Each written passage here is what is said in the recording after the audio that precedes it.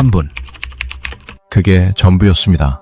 신분증, 면허증, 카드 분실 신고까지 지문 하나로 단 3분.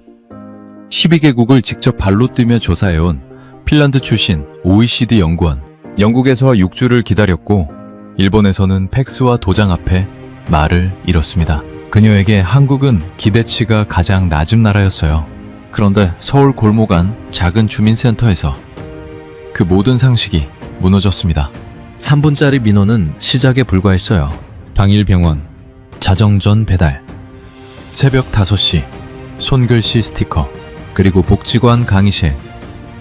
화면을 향해 떨리는 손을 흔드는 할머니 한 분. 이 나라는 빠르기만 한 게 아니었습니다. 단 한 사람도 뒤에 남겨두지 않는 나라였어요. 그런데 더 놀라운 사실이 있습니다.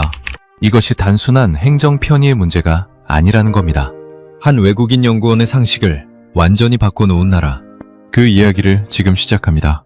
시작 전 구독과 좋아요 한번 눌러주시면 영상 제작에 큰 힘이 됩니다. 그럼 시작하겠습니다. 여러분은 신분증을 잃어버린 적이 있으신가요? 저는 있습니다. 그것도 낯선 나라, 서울에서요. 그런데 그날 저는 신분증을 잃어버린 것보다 제가 평생 믿어온 상식을 잃어버렸습니다. 안녕하세요. 저는 엘리나 코스키넨입니다. 핀란드 헬싱키 출신의 도시 시스템 연구원이에요. OECD 산하 스마트시티 연구팀에서 일한 지 올해로 꼭 13년이 됐습니다. 제 일을 한마디로 설명하자면 세계 각국의 도시가 얼마나 잘 돌아가고 있는지를 직접 발로 뛰며 측정하는 일이에요. 법원, 병원, 관공서, 대중교통, 복지시설, 현장에 직접 들어가서 시민의 입장으로 경험하고 데이터로 기록합니다. 한국과의 인연은 사실 이 프로젝트가 처음이 아니었어요. 10년 전 헬싱키 대학원에서 도시 인프라를 공부할 때 논문 자료를 찾다가 한국의 전자정부 시스템을 처음 접했습니다. 당시 지도교수가 짧게 언급했어요. 한국이 UN 전자정부 지수에서 상위권에 오른 적이 있다고요. 솔직히 그때는 흘려들었습니다. 유럽 연구자들 사이에서 한국은 삼성과 K-팝의 나라였지 행정 시스템으로 주목받는 나라는 아니었거든요. 그 기억이 이 프로젝트를 통해 완전히 뒤집어졌습니다. 제가 참여한 프로젝트의 정식 명칭은 OECD 디지털 정부 및 스마트시티 현장 비교 연구였어요. 12개국의 공공행정 시스템을 직접 체험하고 비교 분석하는 프로젝트였습니다. 영국, 프랑스, 독일, 미국, 캐나다, 일본, 호주, 네덜란드, 스웨덴, 싱가포르, 브라질, 그리고 한국, 이렇게 12개국이었어요. 연구팀이 이 나라들을 고른 데는 이유가 있었습니다. 저마다 선진 행정의 모범 사례로 언급되는 나라들이었거든요. 영국은 오랜 관료제의 전통, 프랑스는 체계적인 공공서비스, 독일은 꼼꼼한 행정 절차, 미국은 디지털 전환의 선두주자, 그리고 한국은 솔직히 말씀드리면 리스트를 채우기 위해 들어간 측면이 있었어요. 팀 내부에서도 한국이 왜 들어가 있냐는 말이 나왔을 정도였으니까요. 저도 크게 다르지 않았습니다. 출발 전 각국에 대한 기대치를 1점에서 10점으로 매겼을 때 한국은 5점이었어요. 딱 중간이었죠. 행정 시스템만 놓고 보면 솔직히 그보다 낮아도 이상하지 않다고 생각했습니다. IT 기업은 강한 나라지만 공공행정이 그 수준을 따라가고 있을 거라고는 기대하지 않았어요. 그 생각이 얼마나 오만한 편견이었는지를 깨닫는 데는 오랜 시간이 걸리지 않았습니다. 조사는 유럽부터 시작했어요. 첫 번째 나라는 영국이었습니다. 저는 런던 시내 민원센터를 찾아가 신분증 재발급을 신청했어요. 담당자는 친절했습니다. 그런데 처리 기간을 물었더니 이렇게 말하더군요. 빠르면 3주, 담당 부서가 바쁘면 6주 정도 걸릴 수 있어요. 이유를 물었습니다. 시스템이 아직 부분적으로 수동 처리 방식이라서요. 2023년의 일이었습니다. 프랑스 파리에서는 더 황당한 경험을 했어요. 사회보험 관련 서류를 신청했는데 창구 직원이 서류 목록을 건네며 말했습니다. 이 서류들을 다 갖춰서 다시 오세요. 일주일 뒤 서류를 갖춰서 갔더니 이번엔 다른 직원이 앉아 있었고 목록에 없던 서류가 하나 더 필요하다고 했어요. 3번 방문하고 나서야 접수가 됐습니다. 처리 기간은 4주였어요. 독일은 달랐습니다. 절차가 명확하고 안내도 친절했어요. 그런데 모든 게 예약제였습니다. 민원 예약 가능한 가장 빠른 날짜가 3주 뒤였어요. 당일 방문은 불가능했습니다. 효율적이지만 급한 사람에게는 냉정한 시스템이었어요. 미국은 또 달랐습니다. DMV, 그러니까 운전면허 관련 기관에 방문했는데 대기 시간이 4시간이었어요. 번호표를 뽑고 기다리는 동안 주변을 둘러보니 저처럼 멍하니 앉아있는 사람들로 대기실이 가득했습니다. 세계 최강대국의 공공행정이 이 모습이었어요. 이런 경험들을 하나씩 쌓아가면서 저는 서울행 비행기를 탔습니다. 솔직히 기대는 크지 않았어요. 유럽도 미국도 이 모양인데 한국이라고 다를 게 있겠냐는 생각이었죠. 그런데 비행기 안에서 문득 오래된 기억 하나가 떠올랐어요. 10년 전 지도교수의 그 말. 한국이 UN 전자정부 지수에서 상위권에 오른 적이 있다. 그때는 흘려들었는데 이번엔 왠지 그 말이 마음에 걸렸습니다. 불과 70여 년 전 한국은 전쟁으로 모든 것을 잃은 나라였어요. 국토가 폐허가 됐고 수백만 명이 목숨을 잃었습니다. 1960년대 한국의 1인당 국민소득은 아프리카 일부 국가보다도 낮았어요. 그 나라가 지금은 제 조사 목록에 이름을 올리고 있습니다. OECD 회원국으로 세계 10위권 경제 대국으로요. 그 사실 하나만으로도 서울에 내리는 제 발걸음은 조금 달랐습니다. 서울 이야기를 본격적으로 하기 전에 잠깐 돌아가야 할 곳이 있습니다. 제가 한국에 오기 전에 거쳐온 나라들 이야기예요. 특히 일본과 미국에서 겪은 일들은 나중에 제가 서울 주민센터 의자에 앉아 멍하니 천장을 바라보게 된 이유를 이해하는데 꼭 필요한 배경이거든요. 도쿄에 도착한 건 서울 방문 2달 전이었습니다. 일본은 이번 조사에서 제가 가장 기대했던 나라 중 하나였어요. 이유가 있었습니다. 일본은 오랫동안 아시아 행정 시스템의 모범으로 불려온 나라니까요. 꼼꼼하고 정확하고 절차가 분명한 나라. 그 이미지가 저한테도 깊이 박혀 있었어요. 도쿄 시내 구청을 찾아갔습니다. 외국인 등록 관련 서류를 신청하는 간단한 민원이었어요. 창구에 앉으니 담당자가 반듯하게 인사를 했습니다. 첫인상은 나쁘지 않았어요. 그런데 서류 신청서를 내밀었더니 담당자가 정중하게 말했습니다. 도장은 가져오셨습니까? 저는 순간 잘못 들은 줄 알았어요. 도장이요? 21세기에 디지털 서명도 있고 지문 인식도 있는 시대에 도장이요? 그뿐만이 아니었습니다. 담당자가 서류 목록을 하나씩 짚어가며 말했어요. 그리고 팩스로 관련 서류 3장을 보내주셔야 합니다. 저는 잠깐 말을 잃었습니다. 팩스요? 저희 연구팀 사무실에 팩스기가 있기는 한데 마지막으로 쓴 게 언제인지 기억도 나지 않는 기계였어요. 핀란드에서는 이미 10년 전에 팩스가 공식 행정에서 퇴출됐거든요. 매뉴얼입니다. 담당자는 미소를 잃지 않으면서 그렇게 말했습니다. 매뉴얼. 그 한마디가 모든 것을 설명하고 있었어요.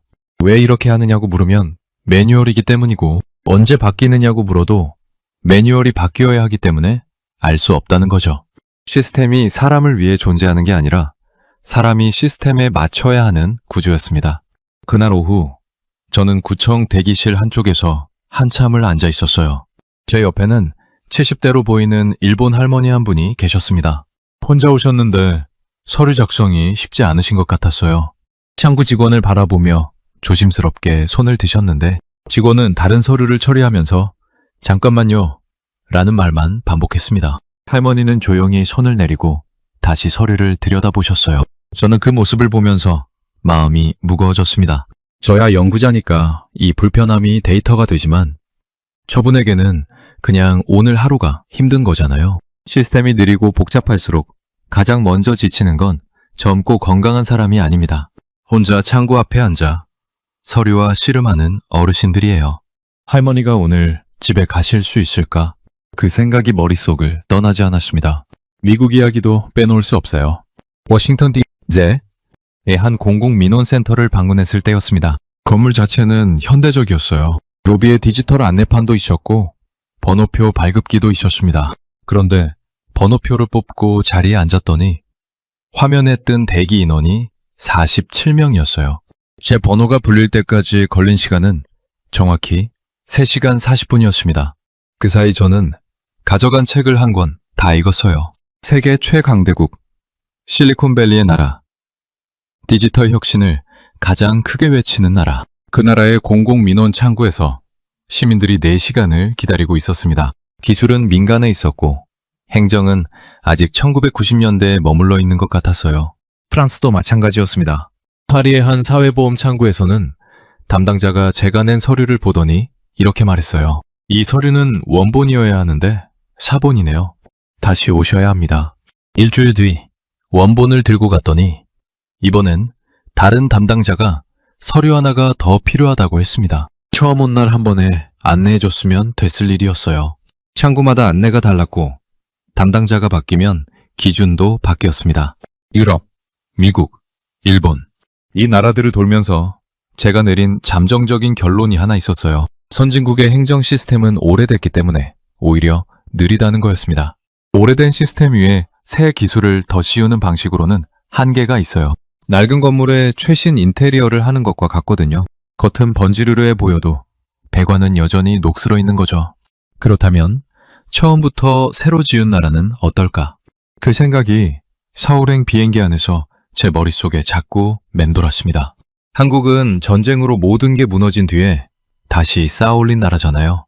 낡은 시스템을 고쳤을 필요가 없었던 나라. 바닥부터 새로 설계할 수 있었던 나라. 물론 그게 반드시 장점이 된다는 보장은 없었습니다. 새로 짓는다고 해서 잘 짓는다는 뜻은 아니니까요. 그래도 적어도 팩스와 도장이 묶여있을 이유는 없지 않을까. 그 작은 기대 하나를 품고 저는 인천행 비행기에 올랐습니다. 인천국제공항에 내린 건 오후 2시였습니다. 비행기에서 내리자마자 느낀 첫 번째 감각은 냄새도 아니고 소리도 아니었어요. 공간이었습니다. 공항이 넓고 높은 건 당연한 거지만 인천공항은 그 넓음 속에 혼란이 없었어요. 어디로 가야 할지 표지판이 명확했고 사람들의 동선이 자연스럽게 흘러갔습니다. 유럽공항에서 자주 겪는 그 묘한 정체감. 어디로 가야 할지 몰라서 멈칫하게 되는 그 순간이 없었어요. 입국 심사대 앞에서 저는 잠깐 멈칫했습니다. 줄이 짧았거든요. 파리 샤르드골 공항에서는 입국 심사에만 1시간을 기다린 적이 있었는데 인천공항 심사대 앞줄은 10명이 채 안 됐어요. 그리고 제 차례가 됐을 때 걸린 시간은 채 2분이 안 됐습니다. 지문 인식, 사진 촬영, 도장 하나. 끝이었어요. 나중에 알고 보니 인천국제공항은 세계 공항 서비스 평가, 그러니까 ASQ에서 12년 연속 1위를 기록한 공항이었습니다. 그 사실을 그때 알았다면 좀 더 유심히 둘러봤을 텐데 당시에 저는 그냥 공항이 깔끔하네 라고만 생각했어요. 당연히 좋을 거라고 전혀 기대하지 않았던 나라였으니까 그 정도 감탄에 그쳤던 거죠. 공항 밖으로 나와서 서울 시내로 이동할 방법을 찾았습니다. 연구팀에서 미리 받은 안내 자료에 공항철도를 이용하라고 돼 있었어요. 매표소를 찾아가니 직원 한 분이 계셨습니다. 나이가 꽤 있으신 분이었는데 제가 영어로 말을 걸자 잠깐 머뭇거리시더니 서툰 영어로 천천히 안내해 주셨어요. 교통카드 하나 사시면 편해요. 지하철, 버스 다 돼요. 짧은 문장이었지만 정확했습니다. 저는 카드 하나를 샀어요. 우리 돈으로 환산하면 몇천 원짜리 플라스틱 카드였는데 그 카드 하나가 서울 체류 내내 재발이 됐습니다. 그분이 안내를 마치고 돌아서는 뒷모습을 보면서 저는 잠깐 생각했어요. 저분이 태어나셨을 때 이 나라는 어떤 모습이었을까? 전쟁이 끝난 지 얼마 안 된 시절, 공항은커녕 제대로 된 도로도 없었을 그 시절을 살아오신 분이 지금 세계 1위 공항에서 외국인에게 길을 안내하고 계시다는 게 묘하게 마음에 걸렸습니다. 대단하다는 생각이라기보다는 이 나라가 걸어온 거리가 얼마나 먼 건지를 그 뒷모습에서 어렴풋이 느꼈다고 해야 할까요? 공항 철도를 타고 서울역까지 오는 동안 창밖을 바라봤습니다. 처음에는 공항 주변에 탁 트인 평야가 펼쳐지다가 점점 건물이 빽빽해지고 도시의 윤곽이 드러났어요. 한강이 보였습니다. 강이 넓었어요. 헬싱키에도 강이 있지만 이렇게 넓지는 않거든요. 강 양쪽으로 아파트 단지들이 줄지어 서 있었고 그 사이로 도로가 반듯하게 뻗어 있었습니다. 서울역에 내려서 시내버스로 갈아탔어요. 버스 요금을 낼 때 공항에서 산 교통카드를 단말기에 갖다 댔습니다. 하는 소리와 함께 바로 결제가 됐어요. 지하철 카드가 버스에서도 그냥 되는 거였습니다. 숙소 근처에서 내려서 편의점에 들렀는데 카드를 갖다 대니 편의점 계산도 됐어요. 그 카드 하나로 지하철, 버스, 편의점이 전부 연결된 거예요. 핀란드 헬싱키도 교통카드가 있습니다. 그런데 버스 회사가 다르면 카드가 다르고 지역이 달라지면 또 새로 충전해야 해요. 서울처럼 하나로 전부 되는 구조가 아닙니다. 나중에 알아보니 서울의 교통카드 시스템은 버스와 지하철을 환승할 때 요금을 추가로 깎아주는 구조까지 갖추고 있었어요. 그냥 편한 게 아니라 시민이 대중교통을 더 많이 쓸수록 이득이 되도록 설계된 시스템이었던 거죠. 숙소에 짐을 풀고 저녁 무렵 잠깐 밖으로 나갔습니다. 연구팀 동료 중 한 명인 마르코가 문자를 보내왔어요. 서울 어때? 기배보다 나아? 저는 잠깐 생각하다가 이렇게 답했습니다. 아직 모르겠어. 근데 공항이랑 교통카드는 확실히 좋더라. 마르코의 답장이 왔어요. 그거야 원래 잘한다고 알려진 거잖아. 행정 가서 줄 서봐야 진짜를 알지. 맞는 말이었습니다. 공항이 깔끔하고 교통카드가 편한 건 관광객 수준의 경험이에요. 제가 이 나라를 제대로 평가하려면 시민의 입장에서 관공서 창구 앞에 앉아봐야 했습니다. 그리고 그 순간은 생각보다 빨리 찾아왔어요. 다음날 아침 호텔 조식을 먹으러 내려가다가 방에 지갑을 두고 왔다는 걸 깨달았을 때, 가방 안에 있어야 할 신분증과 카드가 없다는 걸 알았을 때였습니다. 서울에 도착한 지 채 하루도 안 돼서 저는 낯선 나라의 주민센터 문을 두드려야 하는 상황이 됐습니다. 주민센터라는 단어를 처음 들은 건 숙소 프런트 직원에게서였습니다. 신분증을 잃어버렸다고 하자 직원이 바로 말해줬어요. 주민센터 가시면 돼요. 걸어서 5분 거리예요. 너무 간단하게 말해서 오히려 믿음이 가지 않았습니다. 영국에서는 신분증 재발급을 신청하러 어느 기관에 가야 하는지부터 찾는데 한참이 걸렸거든요. 구글 지도를 켜서 주민센터를 검색했습니다. 정말 5분 거리에 있었어요. 걸어가는 동안 마음속으로 각오를 다졌습니다. 차별 목록을 물어보고 부족한 게 있으면 다시 오면 되지. 일본에서 3번 왕복했던 기억을 떠올리며 넉넉하게 마음을 먹었어요. 주민센터 문을 열고 들어갔습니다. 생각보다 작은 공간이었어요. 형광등이 켜진 밝은 실내에 창구가 몇 개 있었고 대기 번호표 발급기가 입구 옆에 서 있었습니다. 번호표를 뽑았어요. 제 번호는 12번이었는데 화면에 현재 번호가 11번으로 떠 있었습니다. 거의 바로 제 차례였어요. 자리에 앉을 새도 없이 번호가 불렸습니다. 창구로 다가가니 30대로 보이는 직원이 앉아 있었어요. 저는 영어로 말했습니다. 신분증을 잃어버렸어요. 재발급을 받고 싶은데요. 직원은 잠깐 영어로 응대하다가 번역 앱을 꺼냈어요. 소통이 완벽하지는 않았지만 막히지도 않았습니다. 여기 지문대 주세요. 직원이 작은 지문인식 단말기를 내밀었습니다. 저는 손가락을 올렸어요. 삑 소리가 났습니다. 그게 전부였어요. 서류 목록을 달라고 말하려던 제 입이 그냥 닫혔습니다. 포장도 없었고 팩수도 없었고 원본이니 사본이니 하는 말도 없었어요. 지문 하나로 본인 확인이 끝났습니다. 직원이 키보드를 몇 번 두드렸어요. 그리고 옆에 있는 프린터 쪽을 잠깐 바라봤습니다. 저도 따라서 프린터를 바라봤어요. 기계가 낮은 소리를 내면서 돌아가기 시작했습니다. 그리고 종이가 나왔어요. 나왔습니다. 임시 신분증이랑 면허증이요. 카드는 분실 신고해드렸고요. 카드사에서 내일 중으로 연락할 겁니다. 저는 그 종이를 받아들고 시계를 봤습니다. 창구에 앉은 지 3분이 지나 있었어요. 정확히 3분이었습니다. 그 자리에서 바로 일어서지 못했어요. 뭐가 더 있을 것 같았거든요. 추가 서류 요청이라든가 며칠 뒤에 다시 오라는 말이라든가. 그런데 직원은 이미 다음 민원인을 바라보고 있었습니다. 저의 일은 그걸로 끝이었어요. 자리에서 일어나 출구 쪽으로 걷는데 대기 공간 한쪽이 눈에 들어왔습니다. 80대는 됐을 것 같은 할아버지 한 분이 손자로 보이는 젊은 청년과 함께 창구 앞에 앉아 계셨어요. 할아버지가 서류 내용을 잘 이해하지 못하시는 것 같았는데 담당 직원이 서두르지 않고 천천히 설명하고 있었습니다. 목소리를 높이지도 않았고 불편한 기색도 없었어요. 그냥 당연한 듯이 할아버지 속도에 맞춰서 설명하고 있었습니다. 저는 그 장면에서 발걸음이 멈췄어요. 빠른 시스템이 반드시 차가운 시스템은 아니구나. 속도와 배려가 같은 공간에 있을 수 있구나. 그게 그 순간 제가 느낀 거였습니다.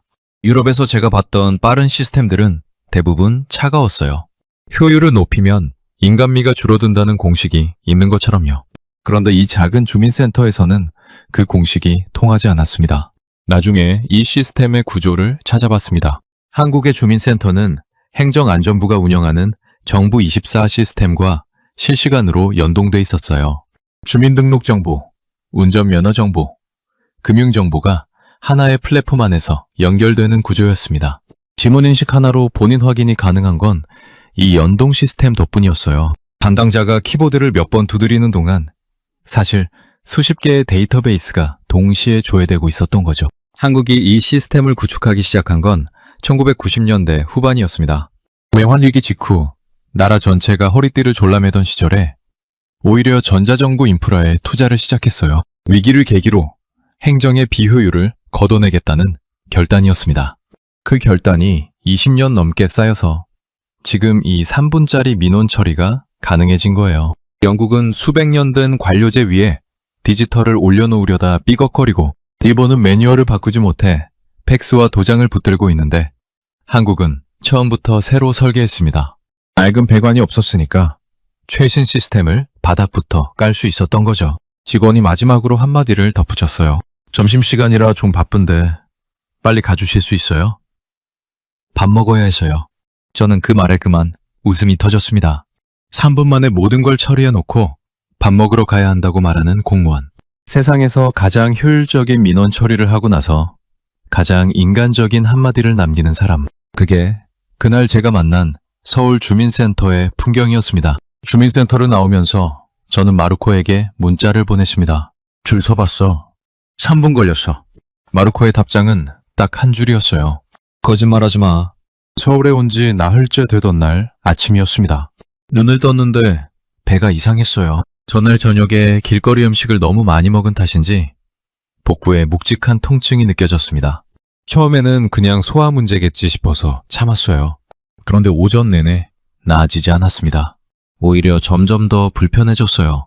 헬싱키였다면 저는 그냥 참았을 겁니다. 핀란드에서 병원 예약을 잡으려면 최소 2주, 길면 한 달을 기다려야 하거든요. 급하지 않은 증상이면 일단 기다리는 게 기본이에요. 응급실은 진짜 응급 상황이 아니면 가기가 부담스럽고 동네 의원은 예약 없이는 문턱을 넘기 어렵습니다. 핀란드 사람들은 그 기다림을 당연하게 받아들이며 살아요. 저도 그렇게 자랐고요. 그런데 숙소 근처를 검색해보니 내과 의원이 2곳이나 있었어요. 혹시나 하는 마음에 한 곳에 전화를 했더니 직원이 물었습니다. 지금 오실 수 있어요? 지금 오시면 바로 봐드릴 수 있어요. 저는 순간 전화기를 잘못 건 줄 알았습니다. 지금 바로요? 10분 뒤에 의원 문을 열고 들어갔습니다. 접수처에서 외국인 등록번호를 확인하고 간단한 증상을 적는 종이를 건네줬어요. 작성해서 내자마자 간호사가 나와서 혈압을 재고 체온을 쟀습니다. 그리고 5분도 채 안 돼서 진료실 문이 열렸어요. 의사 선생님이 들어오라고 했습니다. 진료는 꼼꼼했어요. 어디가 어떻게 아픈지, 언제부터였는지, 최근에 뭘 먹었는지. 의사 선생님은 번역 앱을 쓰면서도 진료를 서두르지 않았습니다. 복부를 직접 눌러보더니 초음파 검사를 해보자고 했어요. 바로 옆 검사실로 안내를 받았습니다. 검사 결과가 나오는데 20분이 걸렸어요. 단순한 소화장애였습니다. 약을 처방받고 의원을 나서는 데까지 걸린 총 시간은 40분이었어요. 진료비 영수증을 받아들고 저는 숫자를 2번 확인했습니다. 우리 돈으로 환산하면 진찰료, 초음파 검사, 약값을 전부 합쳐서 2만 원이 조금 넘는 금액이었어요. 핀란드에서 비슷한 검사를 받으면 기본 진료비만 100유로, 우리 돈으로 15만 원 가까이 나옵니다. 그것도 예약하고 2주를 기다린 뒤에요. 한국에서는 예약도 없이 당일에 들어가서 40분 만에 끝내고 비용은 핀란드의 7분의 1이었습니다.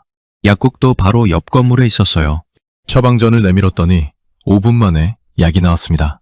약사가 복용 방법을 하나씩 설명해 줬는데 번역 앱을 쓰면서도 끝까지 친절했어요. 대기실 의자에 잠깐 앉아서 약봉투를 들여다보는데 옆에 70대로 보이는 할머니 한 분이 앉아 계셨습니다. 혼자 오신 것 같았어요. 접수를 마치고 자리에 앉아서 가방에서 작은 수첩을 꺼내 뭔가를 적으셨어요. 약 이름이나 의사 선생님 말씀을 받아 적으시는 것 같았습니다. 그 모습이 아주 익숙하고 능숙해 보였어요. 병원 오는 일이 무겁고 두려운 일이 아니라 그냥 일상의 한 부분인 사람처럼요. 저는 그 장면을 보면서 갑자기 어머니가 떠올랐습니다. 헬싱키에 계신 저희 어머니는 67세예요. 무릎이 좋지 않으셔서 정기적으로 병원을 다니셔야 하는데 예약을 잡는 일 자체가 스트레스라고 하세요. 전화를 해도 연결이 잘 안 되고 온라인 예약 시스템은 복잡하고 겨우 예약을 잡아도 당일 아침 일찍 일어나서 버스를 2번 갈아타고 가야 한다고요. 진료가 끝나고 집에 돌아오면 하루가 다 가 있다고 하셨어요. 어머니가 이 나라에서 사셨다면 어땠을까? 그 생각이 머릿속에서 떠나지 않았습니다. 한국의 건강보험 시스템을 나중에 자세히 들여다봤습니다. 한국은 1989년에 전 국민 건강보험을 완성했어요. 소득에 따라 보험료를 내고 아플 때는 누구나 같은 병원에서 같은 혜택을 받는 구조입니다. 국민건강보험공단이라는 단일 기관이 전국의 의료 청구를 관리하기 때문에 병원과 보험사 사이에 복잡한 줄다리기가 없어요. 미국처럼 보험사마다 적용 범위가 다르거나 청구가 거부되는 일이 없는 거죠. 의료 빅데이터 연계 시스템도 인상적이었습니다. 환자가 어느 병원을 가든 진료 기록이 공유될 수 있는 구조가 갖춰져 있어요. 약을 중국으로 처방받거나 같은 검사를 2번 받는 낭비가 줄어드는 거죠. 핀란드도 이런 시스템을 구축하려고 수년째 논의 중인데 한국은 이미 운영하고 있었습니다. 물론 한국 의료 시스템이 완벽한 건 아니에요. 의사와 환자 비율 문제, 지방 의료 인프라 격차, 의료, 인력 처우 문제 같은 구조적 과제들이 있다는 것도 조사 과정에서 알게 됐습니다. 하지만 적어도 이것 하나는 분명했어요. 돈이 없어도, 예약이 없어도, 혼자 온 할머니도, 낯선 나라에서 배가 아픈 외국인도 이 나라의 병원 문은 누구에게나 열려 있었습니다. 약봉투를 들고 약국을 나서면서 저는 연구 노트에 짧게 적었습니다. 보편적 접근성. 이게 진짜 선진 의료의 기준이다. 핀란드가 복지강국이라는 자부심을 갖고 살아온 저로서는 솔직히 인정하기 불편한 문장이었습니다. 그래도 적었어요. 연구자는 보이는 걸 써야 하니까요.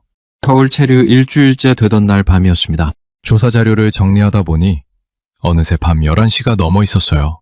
점심을 대충 먹고 저녁을 거른 탓에 배가 고팠습니다. 핀란드였다면 그냥 냉장고에 있는 걸 꺼내 먹거나 참고 잤을 거예요. 밤 11시에 뭔가를 주문한다는 건 상상도 못할 일이거든요. 헬싱키에서 밤 10시 이후에도 열려있는 식당은 손에 꼽을 정도고 배달 서비스도 밤 9시면 대부분 마감됩니다. 그런데 숙소 안내 책자에 배달앱 QR코드가 붙어 있었어요. 그냥 한번 눌러봤습니다. 앱이 열리면서 주변 식당 목록이 쭉 떴는데 밤 11시가 넘은 시간인데도 열려있는 식당이 수십 곳이었어요. 한식, 중식, 치킨, 피자, 심지어 죽과 국밥까지 있었습니다. 저는 얼떨결에 된장찌개 세트를 주문했어요. 예상 배달 시간이 화면에 떴습니다. 25분에서 35분. 진짜로 오는지 반신반의하면서 자료 정리를 계속했어요. 그런데 정말 30분이 채 안 돼서 초인종이 울렸습니다. 문을 여니 배달기사가 봉투를 건네줬어요. 뜨거운 된장찌개와 밥, 반찬이 깔끔하게 포장돼 있었습니다. 밤 11시 30분에 따뜻한 밥 한 상이 숙소 앞에 도착한 거예요.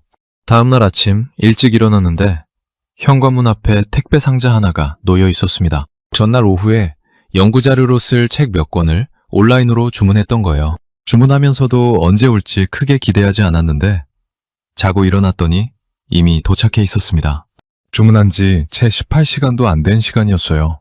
나중에 알고 보니 한국에는 새벽 배송이라는 시스템이 있었습니다. 밤 11시 이전에 주문하면 다음날 새벽 7시 이전에 배송이 완료되는 시스템이에요. 신선식품도, 가전제품도, 책도 마찬가지입니다. 쿠팡이라는 물류기업이 전국에 촘촘하게 물류센터를 깔아놓은 덕분에 가능한 구조였어요. 핀란드에서 온라인으로 물건을 주문하면 평균 3일에서 5일이 걸립니다. 급하게 받고 싶으면 추가 비용을 내야 하고요. 숙소 건물 1층 로비에는 무인 택배함이 설치되어 있었어요. 외출 중에 택배가 오면 기사가 직접 무인함에 넣어두고 문자로 비밀번호를 보내주는 방식이었습니다. 집에 없어도 되고 택배 기사를 기다릴 필요도 없어요. 독일에서는 집에 사람이 없으면 택배가 반송되는 경우가 허다한데 이 나라는 그 문제를 무인함 하나로 깔끔하게 해결해 놓은 거였습니다. 그런데 제가 진짜 놀란 건 속도나 시스템이 아니었어요. 사흘째 되던 날 새벽에 있었던 일입니다.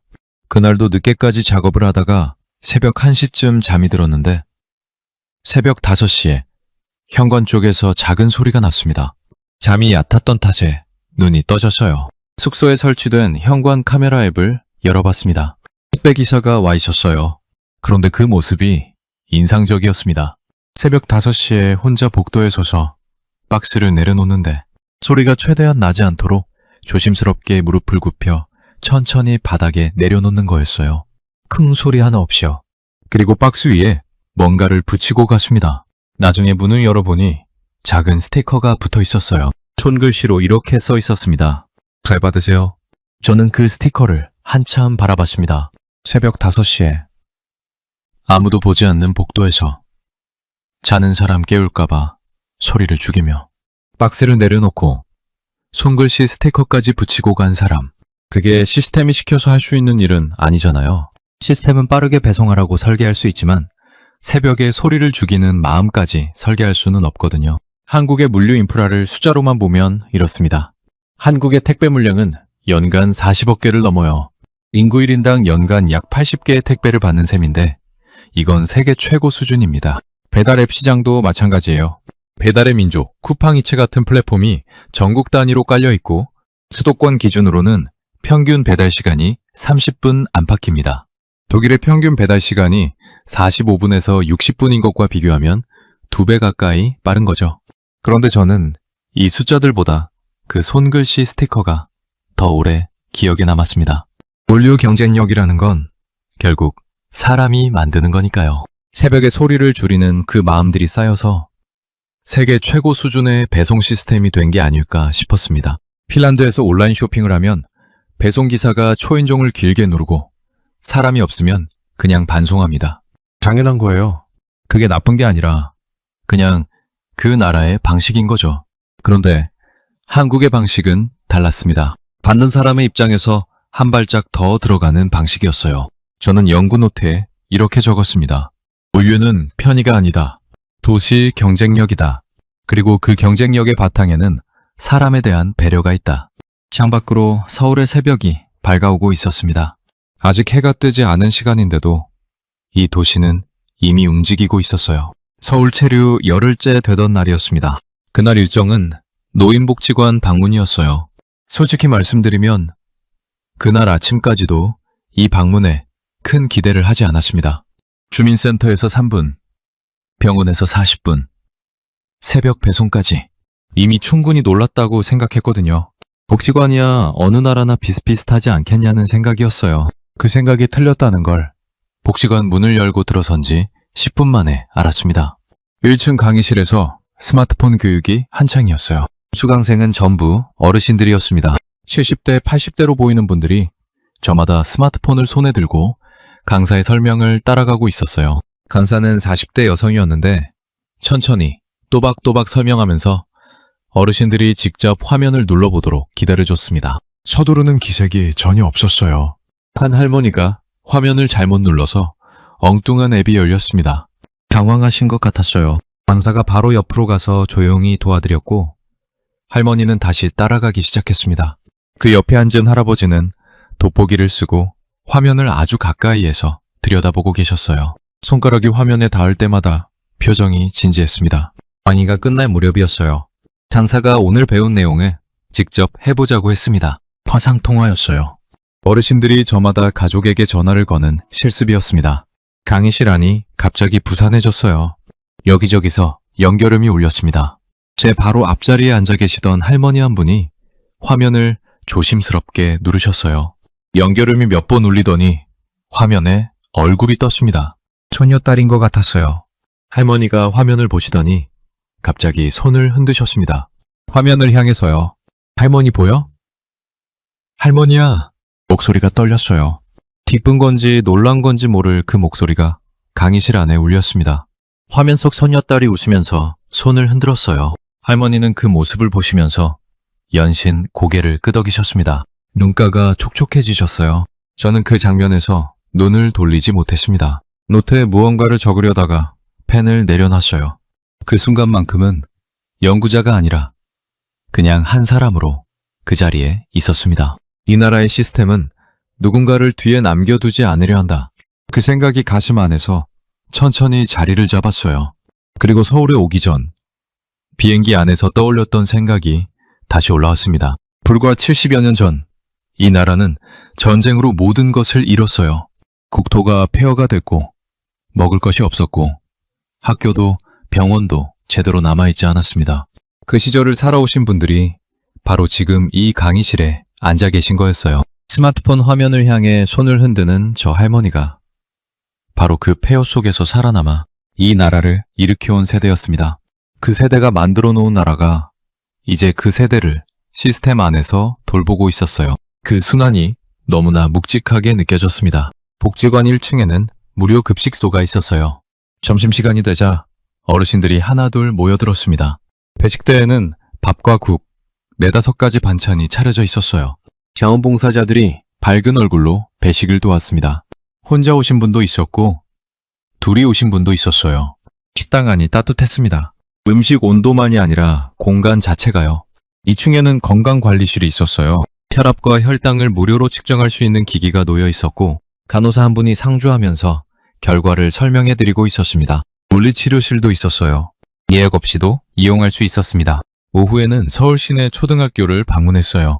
급식실을 둘러봤는데 아이들이 줄을 서서 배식을 받고 있었습니다. 메뉴가 꽤 다양했어요. 한국의 초등학교는 모든 아이가 무상으로 급식을 받습니다. 잘 사는 집 아이든 그렇지 않은 집 아이든 같은 밥상에 앉아 같은 밥을 먹는 거예요. 어느 아이도 밥상 앞에서 주눅들지 않도록 그 평등함이 시스템 안에 당연하게 녹아 있었습니다. 영양사가 직접 메뉴를 구성하고 식재료 원산지를 공개하는 구조도 인상적이었어요. 먹는 것 하나에도 허투루 하지 않는 나라였습니다. 교육 인프라도 눈에 띄었어요. 서울 시내 공공도서관은 걸어서 갈 수 있는 거리마다 있었습니다. 제가 머문 숙소 반경 1km 안에만 3곳이 있었어요. 도서관 안에는 어린이 열람실, 성인 열람실, 디지털 자료실이 따로 구분되어 있었고 무료였습니다. EBS라는 공영교육방송은 인터넷으로 무료 강의를 제공하고 있었어요. 초등학생부터 수능을 준비하는 고등학생까지 모든 과목의 강의가 무료로 열려 있었습니다. 경제적 여건에 관계없이 누구나 같은 수준의 교육 콘텐츠를 접할 수 있는 구조였어요.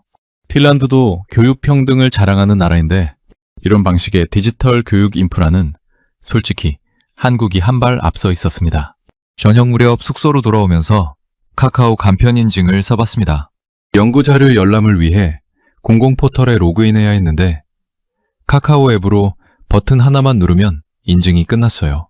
2021년에 공인인증서 제도를 폐지하고 민간 간편 인증으로 전환한 결과였습니다. 불편한 걸 인정하고 바꾼 거예요. 당연해 보이지만 당연하지 않은 나라들이 더 많거든요. 간편 인증 이면에는 금융보안원과 각 기관의 다중인증 구조가 받치고 있었습니다. 편리함과 보안을 동시에 잡은 거였어요. 숙소 방에 들어와서 노트를 펼쳤습니다. 오늘 하루 본 것들을 정리하려는데 자꾸 그 할머니 목소리가 귓가에 맴돌았어요. 할머니 보여? 할머니야. 70여 년 전 폐허에서 시작한 나라가 그 폐허를 딛고 살아온 세대를 스마트폰, 화상통화로 손녀딸과 연결해주고 있었습니다. 노인도, 아이도, 낯선 나라에서 배가 아픈 외국인도 이 나라의 시스템 안에서는 아무도 혼자가 아니었어요. 그 사실 하나가 오늘 제가 본 모든 숫자와 데이터보다 훨씬 크게 가슴에 남았습니다. 서울에서의 마지막 날 아침이었습니다. 짐을 절반쯤 싸놓고 창밖을 바라봤어요. 한강이 보였습니다. 이른 아침인데도 강변을 따라 자전거를 타는 사람들이 있었어요. 조깅을 하는 사람도 있었고 강변 벤치에 앉아 커피를 마시는 사람도 있었습니다. 이 도시는 새벽에도 한밤중에도 이른 아침에도 멈추지 않았어요. 서울에 도착한 첫날부터 마지막 날까지 이 도시가 멈춰 있는 걸 한 번도 본 적이 없었습니다. 가방을 닫으면서 지난 2주를 되짚어봤어요. 주민센터 3분, 병원 40분, 새벽 배송, 교통카드 하나로 연결된 도시, 복지관 강의실의 할머니, 무상급식을 받는 아이들, 숫자로 정리된 데이터도 있었고 숫자로 정리되지 않는 장면들도 있었습니다. 그 장면들이 오히려 더 오래 남았어요. 공항으로 가는 공항철도 안에서 노트북을 열었습니다. OECD 보고서 초안을 다시 펼쳤어요. 12개국을 돌면서 쌓아온 데이터가 빼곡하게 정리돼 있었습니다. 영국의 행정 처리 기간, 일본의 팩스 의존도, 미국의 민원 대기 시간, 프랑스의 서류 반복 요구, 그리고 한국의 숫자들, UN 전자정부 지수. 한국은 2010년, 2012년, 2014년 세 차례 연속으로 1위를 기록했습니다. 이후에도 꾸준히 최상위권을 유지해왔어요. 저는 조사를 시작하기 전에 이 숫자를 봤을 때 반신반의했습니다. 지수라는 건 어떻게 설계하느냐에 따라 결과가 달라질 수 있으니까요. 그런데 직접 발로 뛰고 나서 보니 그 숫자가 허수가 아니었습니다. 오히려 숫자가 담아내지 못하는 부분이 더 많았어요. 보고서, 전자정부 항목에 한국을 1위로 올렸습니다. 사실 이 결점이 쉽지는 않았어요. 보고서를 함께 작성하는 동료 연구원 마르코는 처음에 이의를 제기했거든요. 한국이 1위라고? 북유럽 국가들은 어떻게 되는 거야? 저는 데이터를 펼쳐놓고 하나씩 설명했습니다. 민원 처리 시간, 디지털 인프라 연동 수준, 의료 접근성, 복지 시스템의 디지털 전환 속도. 숫자는 거짓말을 하지 않았어요. 마르코가 한참을 들여다보다가 말했습니다. 핀란드가 자랑스러워하는 복지 시스템이 여기서는 따라잡힌 거잖아. 저는 고개를 끄덕였어요. 인정하기 불편했지만 그게 사실이었으니까요. 보고서에서 제가 가장 공을 들인 부분은 한국 시스템의 배경을 설명하는 대목이었습니다. 단순히 한국이 잘한다고 쓰는 건 의미가 없어요. 왜 잘하게 됐는지를 써야 다른 나라들이 배울 수 있거든요. 한국은 1997년 외환위기 직후 전자정부 인프라에 본격적으로 투자를 시작했습니다. 나라 전체가 허리띠를 졸라매던 시절에 오히려 행정의 디지털화에 예산을 쏟아부은 거예요. 위기를 기회로 바꾼 거였습니다. 낡은 시스템을 고쳐 쓰는 대신 처음부터 새로 설계했어요. 전쟁으로 모든 것이 무너진 뒤 바닥부터 다시 쌓아 올린 나라의 습관이랄까요? 이 나라 사람들은 무너지면 다시 짓는 법을 알고 있었습니다. 그것도 더 잘 짓는 법을요. 건강보험 시스템도 마찬가지였어요. 1989년에 전국민 건강보험을 완성한 뒤 의료 빅데이터를 축적하고 연계하는데 꾸준히 투자해왔습니다. 그 30년의 축적이 지금 단일 진료, 당일 검사, 당일 처방이라는 결과로 나타나고 있는 거예요. 하루아침에 만들어진 게 아니었습니다. 의료 시스템도 그렇습니다. 새벽 배송이라는 개념 자체를 세계 최초로 상용화한 나라가 한국이에요. 2015년 마켓컬리가 처음 시작한 이 시스템이 지금은 전국 단위로 퍼져서 밤 11시에 주문한 신선식품이 다음날 새벽 문 앞에 도착하는 게 일상이 됐습니다. 아무도 시킨 게 아니에요. 시장에서 자연스럽게 생겨난 거였습니다. 인천공항에 도착했습니다.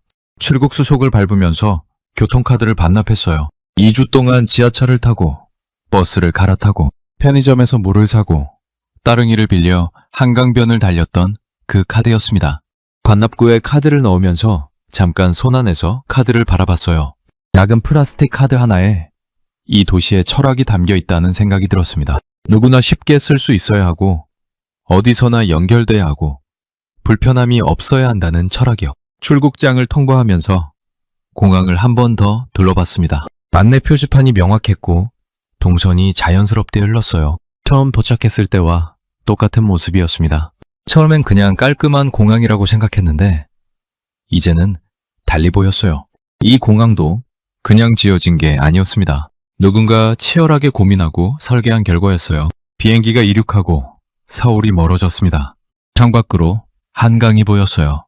구불구불 흐르는 강 양쪽으로 도시가 빼곡하게 들어차 있었습니다. 저 도시 안에서 지금 이 순간에도 누군가는 주민센터에서 3분 만에 민원을 처리하고 누군가는 당일 예약으로 병원에 가고 누군가는 새벽 배송으로 받은 택배를 열고 있을 거예요.